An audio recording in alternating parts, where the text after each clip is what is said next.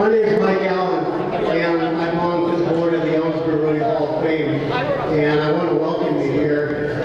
I'm sitting here looking at a fantastic view out that window there. Pretty good one there. This is a pretty nice place to be right now. You know, a year ago, just almost exactly a year ago, we had a press conference at the new Hall of Fame Museum, and Joel Smith and Ken McRae and I inducted Slim Pickens and Maple Strickland into the Ellensburg Rodeo Hall of Fame. And there were about 12 or 14 people in the room. And that's all we could do under phase 2. And, you know, it wasn't what we wanted, but we wanted to have an induction, and we had an induction.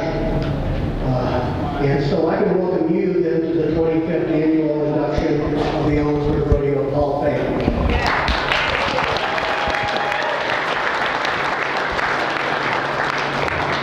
Notice I'm not welcoming you to the 25th annual banquet or the 25th annual art auction because we were not able to do those last year, but we're going to do them this year.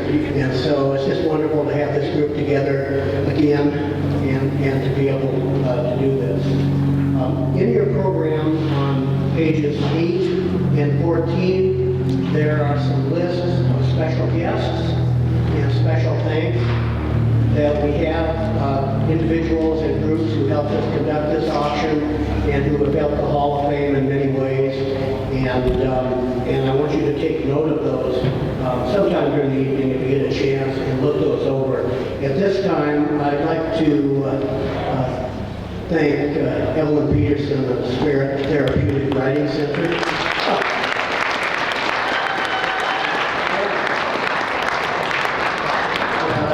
She saved our bacon, and we're very grateful for this beautiful venue. In the program, I inadvertently left out a couple of committee chairs. Marie Smith, who is chair of Capital Campaign, and Donna Onion, who is our banquet chair, and we certainly thank them. And I heard that the Royal Court is in the house. Let's have a hand for the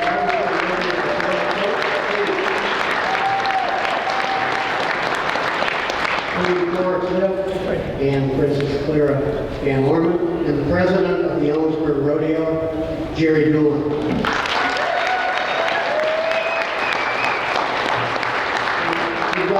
We have rodeo board members in the audience tonight. Would you stand up, please? Members of the Ellensburg Rodeo Board, please.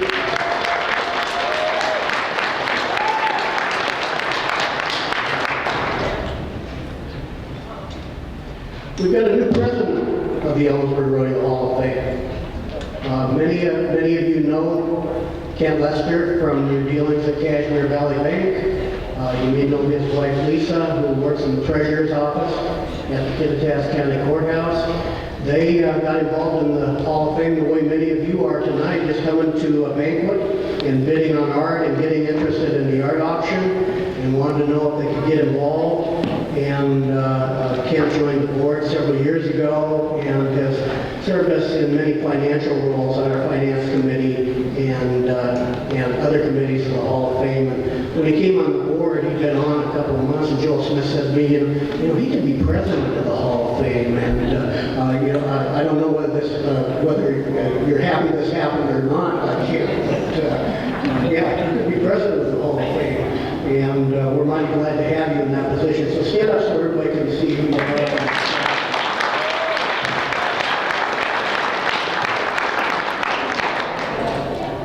I'd like also for the members of the Ellensburg Rodeo Hall of Fame board to stand up. They've got blue shirts on, but stand up anyway, okay, folks, so they can see you.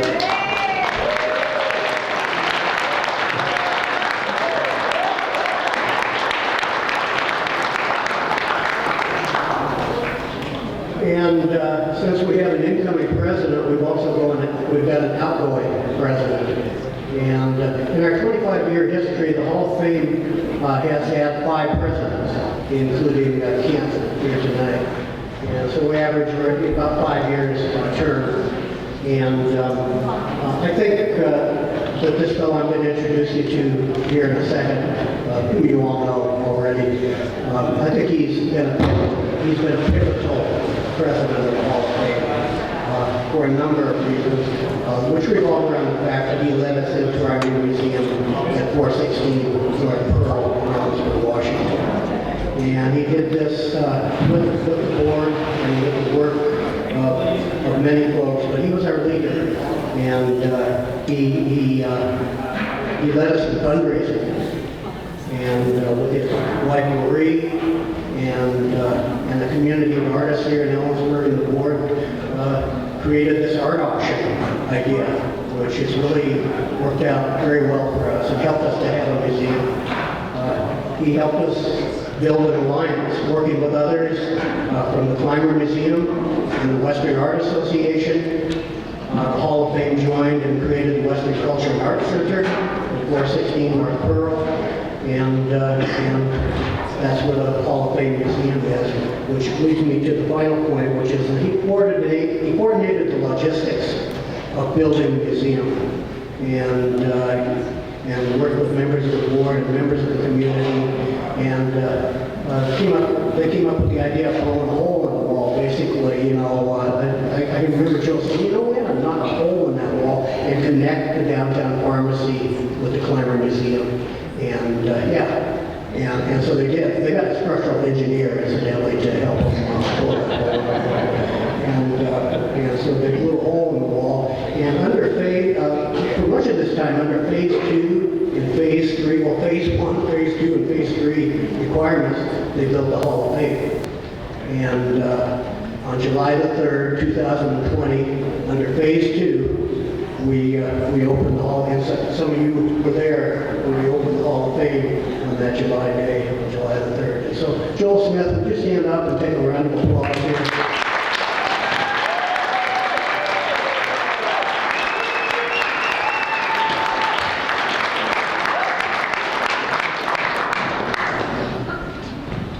He's still on the board. He resigned the presidency. Shuttle driver. I'm going to shift gears here. Could we have a moment of silence for our troops and the Americans and all of those in peril in Afghanistan?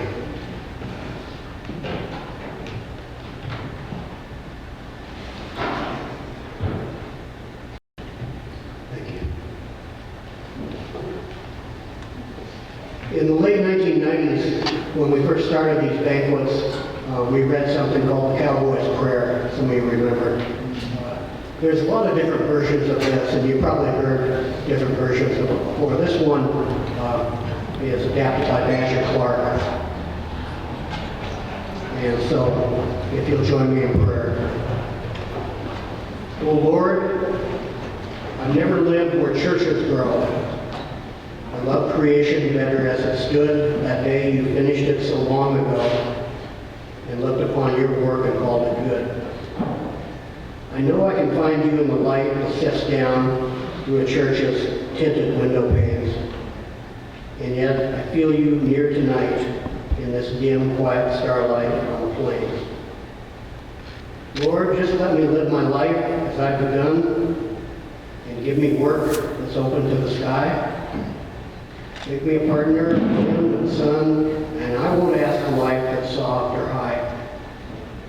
Make me as big and open as the plains, as honest as the foss between my knees. Clean as the wind that blows behind the rains, free as the hawk that circles down from the breeze. Lord, just keep an eye on all that's done and said, and right me sometimes when I turn aside, and guide me on the long, dim trail ahead that stretches upward toward the great divide. Amen.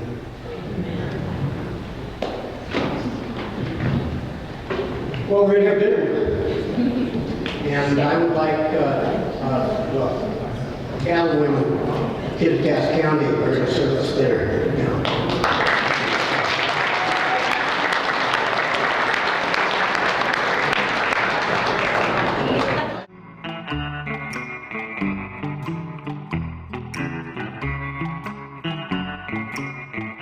First, I want to just take one moment to thank an artist that has been with us since the beginning in Boots of Fame, We're in our 9th year now, and his name is Donald O'Connor. He died last week suddenly, and he participated with this year's jury in judging the artists, and so he's well in our minds and remembered well. He gave a lot, and he believed in this community and what we're doing with More Rodeo.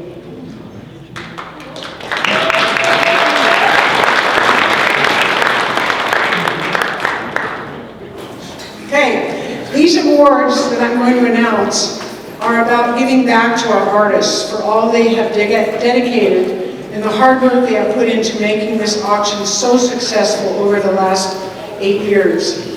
Because of this endeavor and our faithful and generous sponsors and a dedicated board, we have a museum that belongs in this community. Thanks for believing like we do in the importance of the history of the Ellensburg Rodeo. We appreciate all of you being here. Okay, now to start with the awards, and these awards are all in an envelope, and the artist who receives it, we will have them ready for you to pick up as soon as I'm done announcing all the awards. So I can also deliver them around to your tables. I'm glad to do that. So you can keep on eating. The first set of awards is sponsored by the CWU Foundation, and it's called the People's Choice Cash Awards. They donate the money to give back to our artists, and the voting happens when we do the unveiling, which is an event for artists, sponsors, and the board. So this is how these came about. First place is Aaron Munson.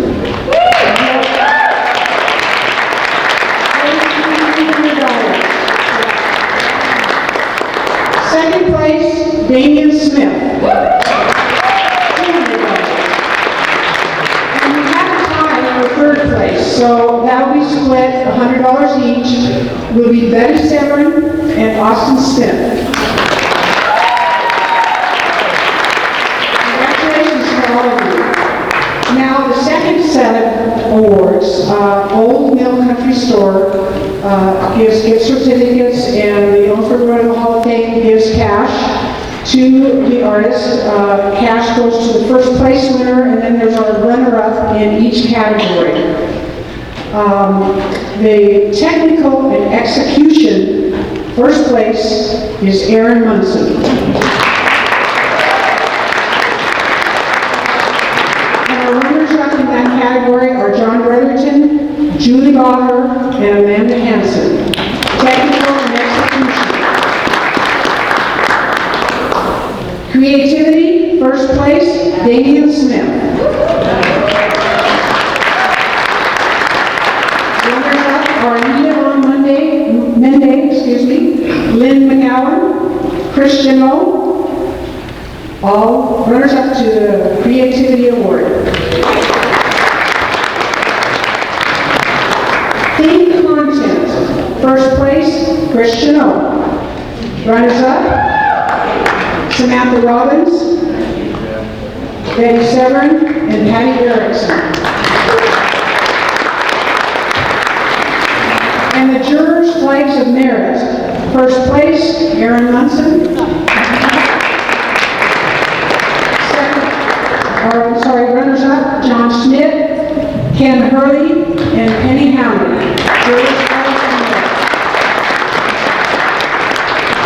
And then we have an award that there was a lot of vying with the jurors for this one. It's called the Top Flag. And there were a number of flags that they had long discussions about and dealt with this. But as it ended up, they awarded the first place top flag to Austin Smith. Wow.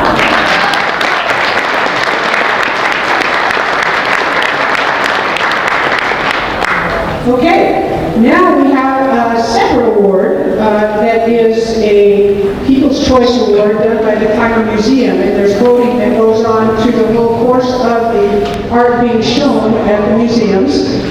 And I would ask Jim Pappas come up and present us, representing the Climber Museum. And this is the framed print that they are giving as the award that sits right in front of the podium.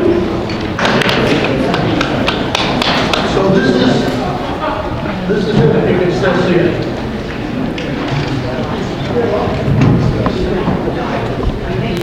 Austin, why don't you come forward? Okay. Come get this award. Anyway, Austin, where are you? Anyway, Austin is around the climber all the time upstairs in his studio, which is great, and his art. We're pleased that we can donate this for you and congratulate you very much. The whole Climber Board of Directors, you're a great artist. We appreciate your presence with us up on the second floor all the time and everything else. Thank you.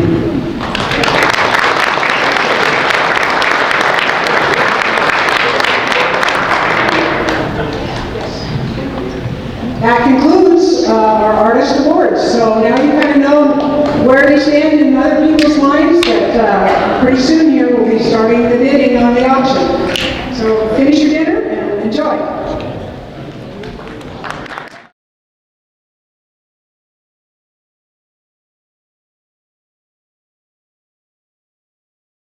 Thank you. Thank you. Thank you very much.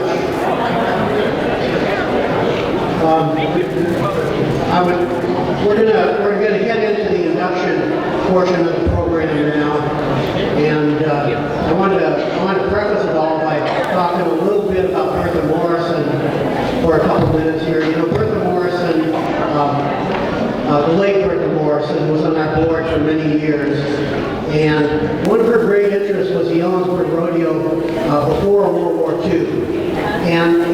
And that decade afterwards was called the golden age of North American rodeo. And she always urged us to pay attention to the old timers and not forget the early decades of the Ellensburg rodeo. And so during this pandemic, you know, and I hesitate to say that there's been anything good that's come out of this play, okay? I hesitate to say that. But one thing that happened is we weren't able to have an induction last year because of the pandemic. And we weren't able to have the kind of induction this year that we might have because we didn't know what was going to happen. We weren't sure who we could invite to come here, what travel arrangements would be. And so both last year and this year we've done posthumous inductions, and we focused on the 1920s and the 1930s. And that's worked out very nicely because we got the 100-year anniversary of the Ellensburg Rodeo coming up here pretty soon. From this rodeo that was just inducted into the Pro Rodeo Hall of Fame.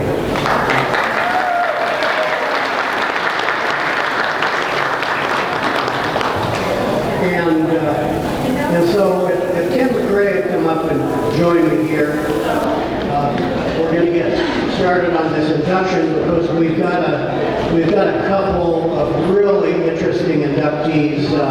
One, an animal, a bronc from the 20s and 30s, and then a bronc rider who was also a bulldogger. And I'm going to turn the microphone over to Dr. Ken McRae.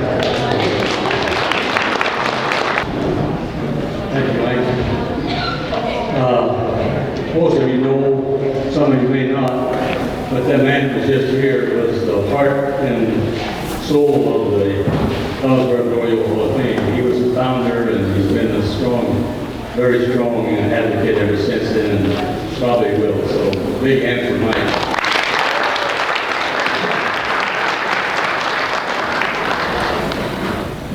Most of you may know that I spent some years on the rodeo board, and very proud of my accomplishments, if there were any. But there's 3 other people here tonight that were on the board with me in those old days, and I'd like to recognize them. Brad Fitter,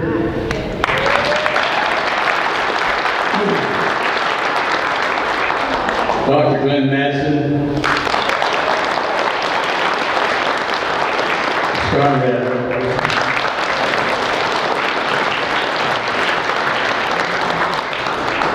We had a lot of work, but we had a lot of fun.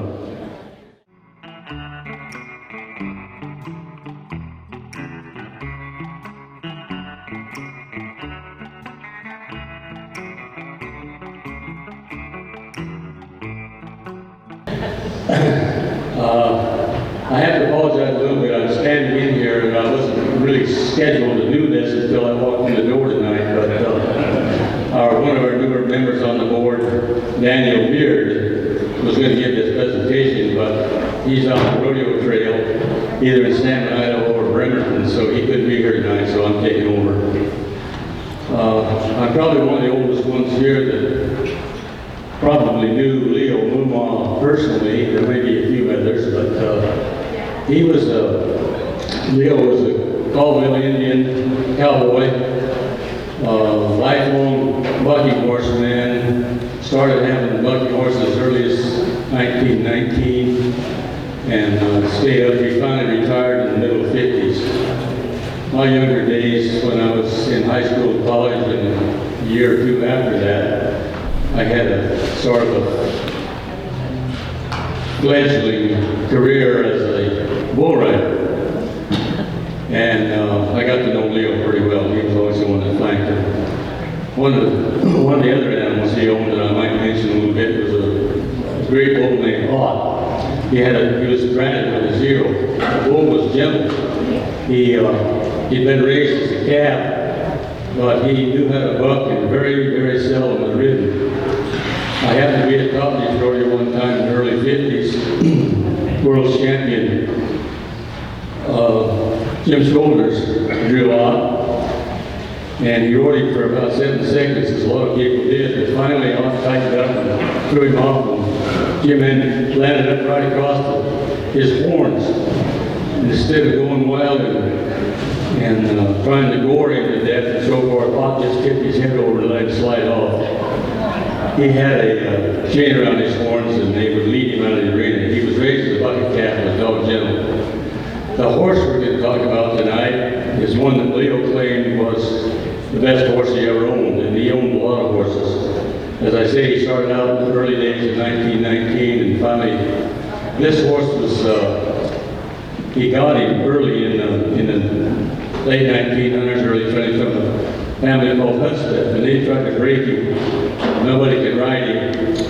And so Leo traded a team of nice horses, work horses, for this horse.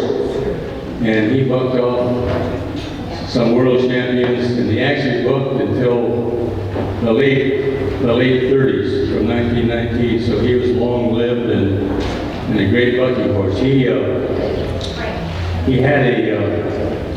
He was gentle enough. There's some of those pictures you'll see Leo had him on a halter and was leading him around. But when they put the saddle on and put him in the chutes, he was something else. Nobody rode him. So we're proud to have him inducted into the Ellensburg Rodeo Hall of Fame. And I just might mention Leo's son Ted is not a stock contractor, but he is very interested in these old bucking horses. He has a museum and hundreds of pictures of these old horses and riders, and he's actually the one that nominated this horse to be in the Hall of Fame, and I think he's well deserved.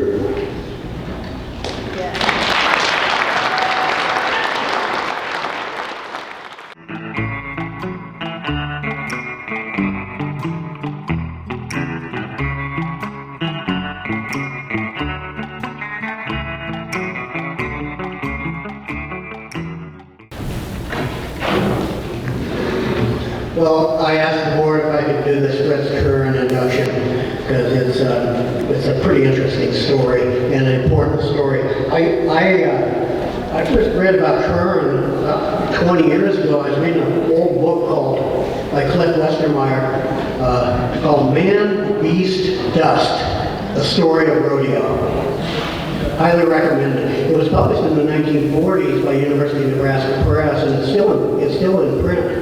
And he wrote about a cowboy named Fritz Curran, who he described, and incidentally, Westermeyer came to Ellensburg. He was a buddy of Cliff Gainer and wrote about Ellensburg in the book, and he knew early rodeo really well. He described Curran, who was a Californian, as a fun-loving guy and a jokester and a good drinking companion. And also superstitious. Evidently he had a lucky shirt or lucky boots that he always wore when he competed and wouldn't compete without them. Westermeyer also described him as polite, and a follower of what we know as the Cowboy Code. I was interested in that, and I mentioned it to Ken McCrae, and he was looking in John Lucas' book. And Curran figured importantly in the Ellensburg Rodeo. I didn't know this, that he had won the all-around here and won the bronc round in 1941 on the eve of World War II. And so, given we needed to focus on the early history of this induction, this was a slam dunk and very historic. Curran grew up in California. He was born in 1916 and was not ranch raised. He didn't come to rodeo from the ranch. He was a town kid, but he was interested in horses. He was good at training horses and breaking horses and made a living horse trade. And then he did rodeo on the side to supplement his income, and turned out to be pretty good. And went professional in 1936, and he joined what we call the Cowboy Turtles Association, which sounds kind of funny and strange to us today. And listen, know that the Cowboy Turtles were a predecessor of what we today call the Professional Rodeo Cowboys Association. And why did they call themselves turtles? It's because they joked that it had taken them so long to get organized that they might as well call themselves the turtles. And they did organize in 1936. And Curran held membership card number 49 in the Cowboy Turtles. And so that's gold. That's impeccable rodeo credentials right there. And he wore that turtle's pin. He wore his turtle's pin throughout his time in the Marine Corps in World War II. I was proud of that. He rose quickly in the sport. He went professional in 36. He won the World Saddle Bronc title in 39, and he won the Madison Square Garden Rodeo title in 39. And this was before ERHOF. And the Madison Square Garden Rodeo was a culmination in New York City. Was a culmination of the rodeo season. And he won Madison Square Garden. In 40, he won Pendleton and what is called the Sam Jackson Trophy in Pendleton. And then in 41, he came again to Great Pacific Northwest Rodeos. The rodeos that would soon be called the Big Four. Ellensburg, Walla Walla, Lewiston, and Pendleton. And he worked all four of them. And it was in 41 then that he won the Ellensburg Rodeo Saddle Championship, and he won the all-around. Incidentally, he was also a steer wrestler. And so he was a time event cowboy and a rough stock event cowboy. And that's how he won the world through those two events. John Luttrell writes in his book, The Tradition Lives, that Curran's victory in 1941 was a joyous occasion that war clouds darkened the skies. And there wouldn't be an Olympic rodeo for the next 3 years after that rodeo that he won in 41. And so he enlisted in 42 in the Marine Corps and rose to the rank of sergeant. He wore his turtle's pin in his Marine Corps uniform. I don't think you're supposed to do that, and I don't think it's probably a violation of some kind of policy. He served in the Pacific Theater of World War II, of course, and in those terrible battles that stretched from Guadalcanal to Okinawa from 1942 to 1945. He was at Tarawa, which many of you know was a terrible battle. And he was an infantryman in the Marine Corps. He eventually became a squad leader. He was granted leave in 44 and produced a rodeo in Honolulu. And remember, the Marine Corps was operated out of Hawaiian Islands. He had a 1 month leave. He produced a rodeo there on the island. And then he went home for a little bit. And while he was home, he competed in the Cheyenne Frontier Days and did a couple of rodeos before he went back to Hawaii. And then he was deployed to the 4th Marine Division and ended up on Iwo Jima. And Curran was shot and killed on radar on the island of Iwo Jima in 1945. When they were able to take his body away, his comrades found a magazine in his coat, which was a magazine published by the Rodeo Association of America, which again is a precursor to the modern organization that we have today. And he had this magazine, it had pictures of the world champions, and it had his picture there alongside those other world champions. The Marine Air Station, Rodeo Grounds, near Honolulu today, is named in his honor. He's an inductee to the Pro Rodeo Hall of Fame, the National Cowboy Hall of Fame, and now the Ellensburg Rodeo Hall of Fame.